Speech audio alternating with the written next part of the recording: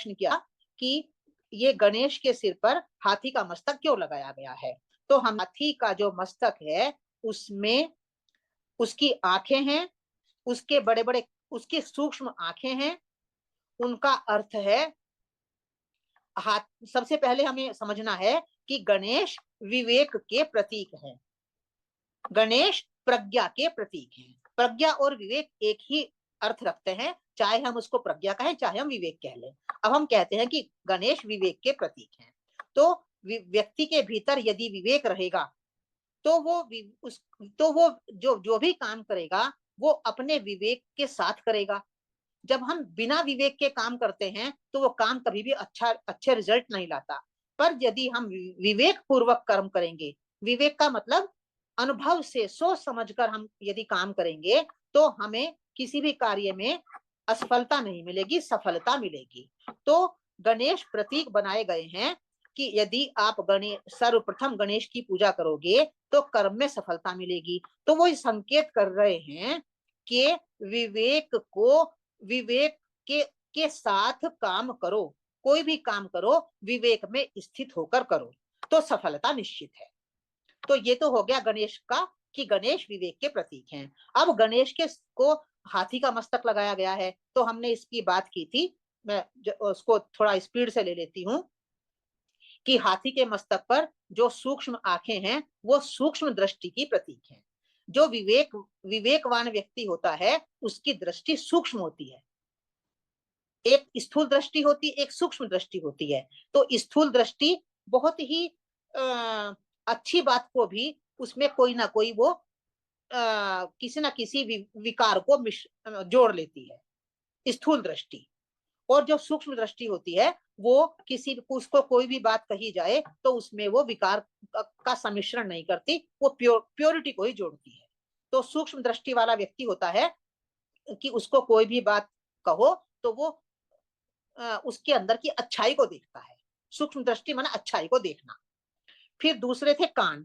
हाथी के कान बड़े बड़े होते हैं तो उसके द्वारा ये संकेत किया जा रहा है कि हमारे अंदर जो लिसनिंग पावर है, जो सुनने की क्षमता है वो बहुत अधिक होनी चाहिए। हम बोलते अधिक हैं, सुनने की क्षमता हमारे अंदर नहीं होती, हम बीच बीच में लोगों की बातें काटते रहते हैं।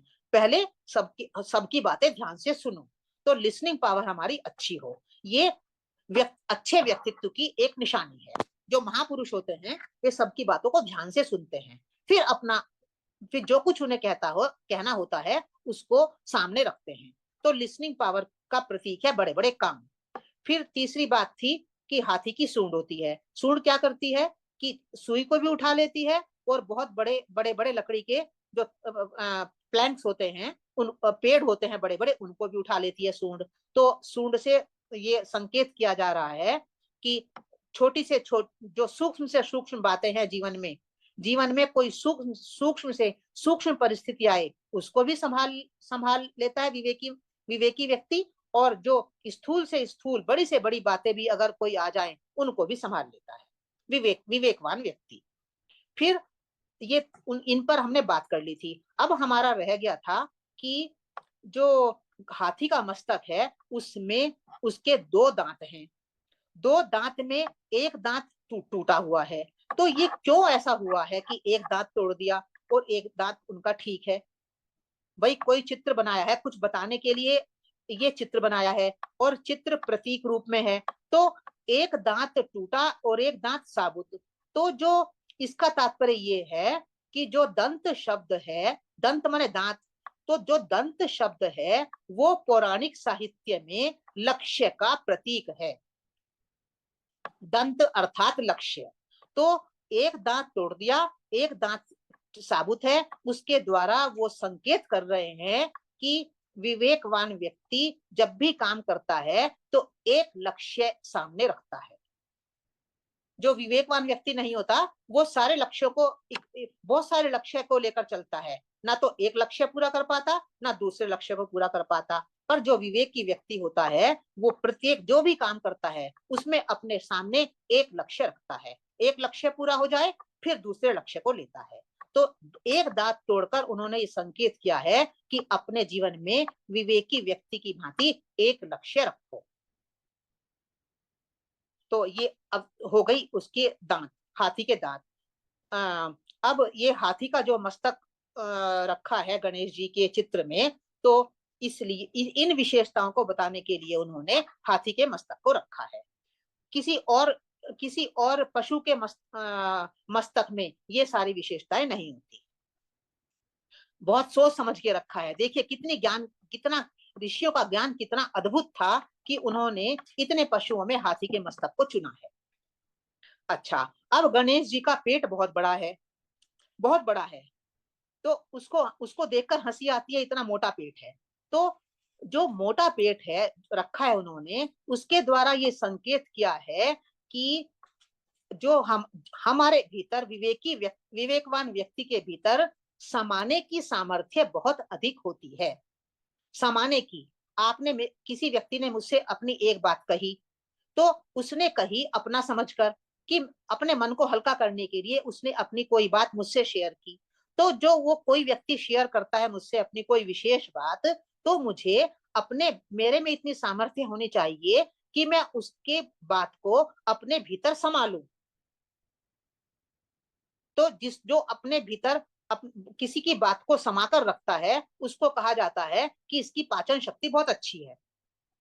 तो पाचन शक्ति के लिए पेट लिया उन्होंने, कि जैसे पेट में की पाचन शक्ति अच्छी भी होती है और खराब भी होती है, तो ऐसे ही विवेकवान व्यक्ति के भीतर अगर कोई उससे अपनी बात शेयर करता है, कुछ प्रमुख बातें या कोई अपनी पर्सनल बातें, तो विवेकी व्यक्ति किसी से कहता हुआ नहीं फिरता कि उसने ऐसा कहा था, उसने ऐसा कहा था, उसने ऐसा कहा था।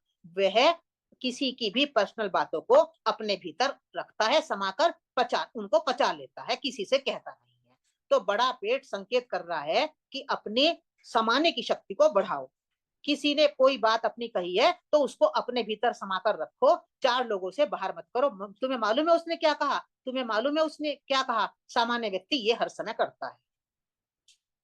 अच्छा, अब आगे चलते हैं। ये तो हो गया मोटा पेट। अब आते हैं उनके वो मूषक पर बैठते हैं। गणेश को मूषक पर बैठाया है। तो जो ये मूषक है, इसके ये मूषक शब्द 2 संकेत करता है। मूषक शब्द पर ध्यान दें हम पहले। मूष मूष एक शब्द है संस्कृत का, और क का मतलब होता है करने वाला। तो मूष का अर्थ संस्कृत में होता है चुपचाप उठा लेना। मूष, अब यदि आप डिक्शनरी में खोलेंगे तो डिक्शनरी में मूष शब्द का अर्थ होता है चुपचाप उठा लेना। जो चुपचाप उठा लेने का काम करता है उसको कहते हैं मूषक।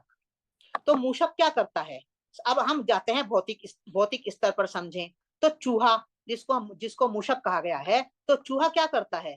चूहा घर में से किसी भी चीज को चुपचाप उठा लेता है और उठाकर रख लेता है।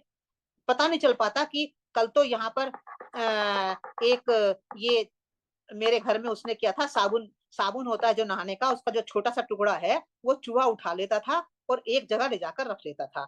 तो चुपचाप उठा लेता है, रख लेता है। तो जो चुपके से उठाना, उसके लिए उन्होंने यहाँ पर रखा है कि गणेश मूषक पर बैठते हैं। तो ये चुपचाप उठाना क्या संकेत कर रहा है। चुपचाप उठाने का अर्थ ये है कि जो विवेकी व्यक्ति होता है, वह कहीं भी, जहां भी रहता है, जहां भी बैठता है, जिसके साथ भी बैठता है, वहां इंपॉर्टेंट बातों को जो उसके काम की हैं, वो चुपचाप ग्रहण कर लेता है। चुपचाप उठा लेना अर्थात चुपचाप ग्रहण कर लेना। अगर उसके सामने कोई राजनीति की बात चल रही है और उसमें उसके काम की कोई बहुत महत्वपूर्ण बात है, तो वहां से उसकी बात को ग्रहण कर लेगा। यदि कोई पाक शास्त्र की बात हो रही है, तो वहां पाक शास्त्र की बात हो रही है, तो वहां से कोई इंपॉर्टेंट बात उसे लग रही है, वहां से उसकी बात को उठा लेगा। तो चुपचाप उठा लेता है, तभी उसकी विद्वत्ता बहुत अधिक हो जाती है। वो विद्वान हो जाता है। विवेकी व्यक्ति विद्वान होता है, महान, उसे हम महापुरुष कहते हैं विवेकी व्यक्ति को। तो गणेश को मूषक पर बैठाया है 2 कारणों से। एक तो वो चुपचाप उठा लेता है, महत्वपूर्ण बातों को चुपचाप ग्रहण कर लेता है। फिर मूषक का एक और अर्थ भी है। जब मैंने इसके ऊपर विचार किया था, तब मैंने किसी से पूछा था, भाई मूषक की विशेषता क्या होती है। तो किसी ने मुझे बताया था कि मूषक का जो कुतरता है, तो जो मूषक का जो स्वभाव है वो है कुतरना। तो मूषक जो कुतरता है वो किसी आपका कुछ विनाश करने के लिए, कुछ विनष्ट करने के लिए नहीं कुतरता। मूषक कुतरता है सुरक्षित स्थान बनाने के लिए, अपने सुरक्षित आश्रय के लिए। जैसे जमीन में वो गड्ढा बना लेता है, तो वो किस जमीन का हम सोचते हैं जमीन को का नुकसान कर रहा है, पर वो नुकसान नहीं करता, वो अंदर अपने रहने के लिए एक सुरक्षित स्थान बना लेता है। या कहीं भी वो कुछ बनाता है तो उसका जो कुतरना है वो एक सुरक्षित आश्रय के लिए है। तो जो विवेकी व्यक्ति होता है वह भी कुतरना अर्थात अर्थात तर्क करना।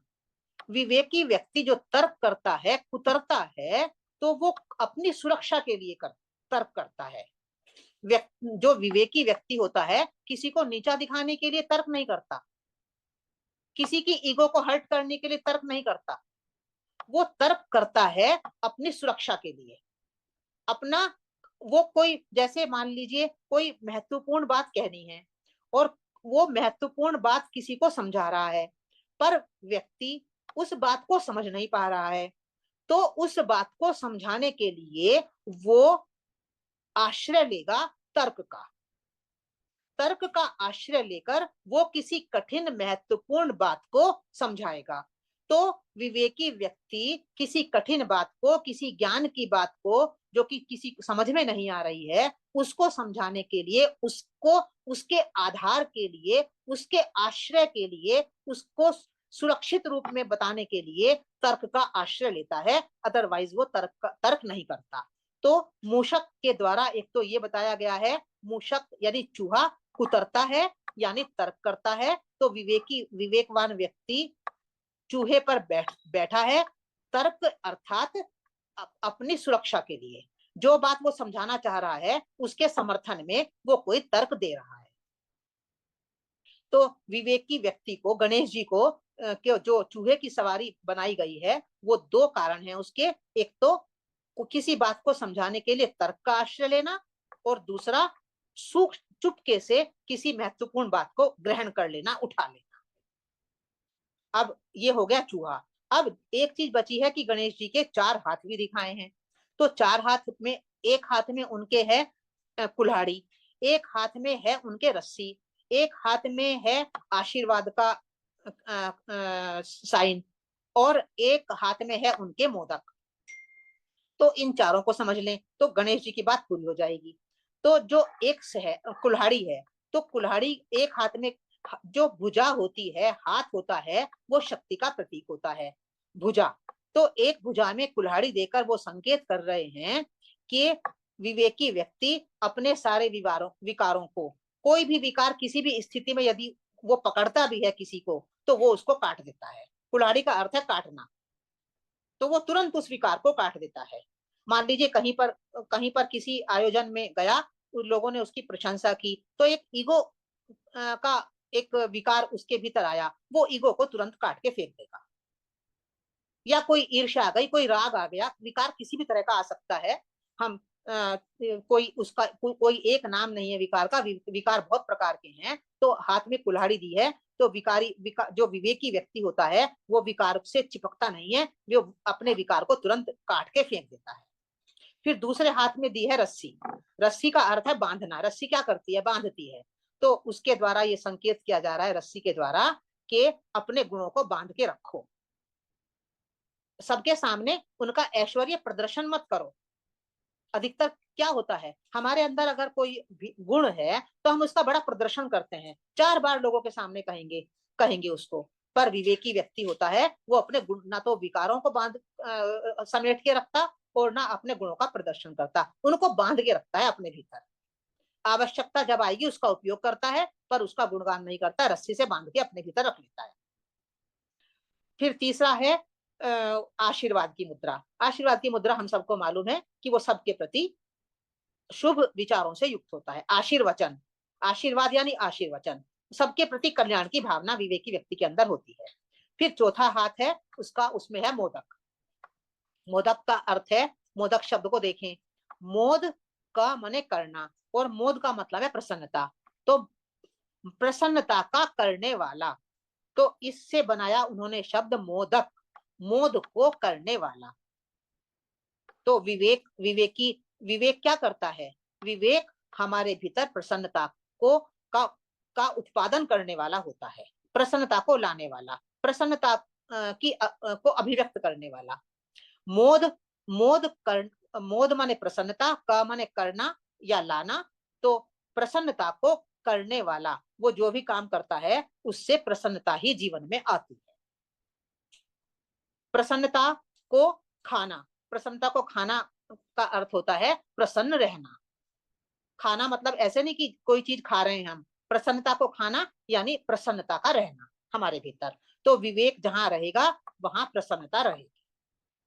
तो इस प्रकार से जो ये चित्र बनाया है गणेश जी का, ये ऐसा नहीं है कि गणेश नाम का कोई देवता है और इतना विकृत स्वरूप वाला, विकृत स्वरूप।